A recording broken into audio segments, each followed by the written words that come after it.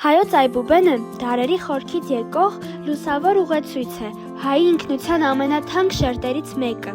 405 թվականին Մեսրոպ Մաշտոցը ստեղծեց այն ոչ միայն որպես գրերի համակարգ, այլ որպես մի ամբողջ կամուրջ, հավատը, գիտելիքը և պատմությունը տեղափոխելու սերունդների միջով։ Մեր մասնակցությունն այս ժառանգությանը փոքրիկ կամրջիկ ունի։ Մենք կամավոր աջակցում ենք ոսկե թռչնատարեր ծրագրին, նախատեսված դպրոցական և մանկապարտեզային խմբերի համար, և մեր ձևով և կարողություններով կերտում ժառանգության ճանապարհը։ Յուրաքանչյուր հանդիպում սկսվում է Մաշտոցի պատմությամբ։ Երեխաներին պատմում ենք, թե ինչու էր կարևոր ունենալ սեփական այբուբեն և ինչպես դարձավ այն մեր գոյության հիմքերից մեկը։ Հաջորդը թռչնատարերի կախարդանքն է։ Հայկական ձեռագրերում տառերը հաճախ զարդարվել են կենդանի տարրերով, թռչուններով, կենդանիներով, ծաղկային պատկերներով։ Մենք ներկայացնում ենք այդ օրինակները, և երեխաները սկսում են հասկանալ, որ հայկական գրագիրը ոչ միայն հաղորդակցման միջոց է, այլ արվեստի ձև։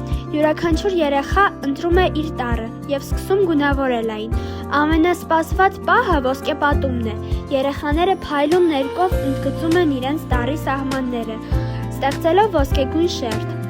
Այդ գործողությունները նրանց համար դառնում են ոչ միայն հետաքրքիր, այլ մի փոքրիկ խորհրդանշական արարողություն։ Այբուբենը մեզ համար թանկ է։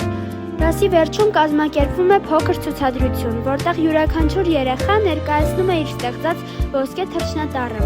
Այդ պահին նրանք ոչ միայն հպարտանում են իրենց աշխատանքով, այլև գիտակցում, որ մասնակցում են մշակույթի պահպանման մեծ պատմությանը։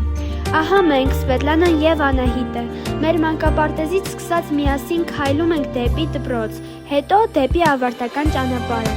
Այս ուղին մեզ դարձրել է մի թիմ, որտեղ յուրաքանչյուր պահ փոքրիկ հիշողություն է, իսկ յուրաքանչյուր նախագիծ մեծ սիրով արված գործ։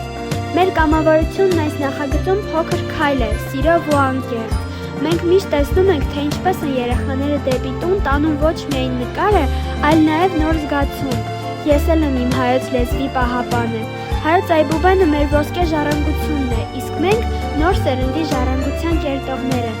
Շարունակում ենք այն փոխանցել թռչնատարերի լուսաշող աշխարհի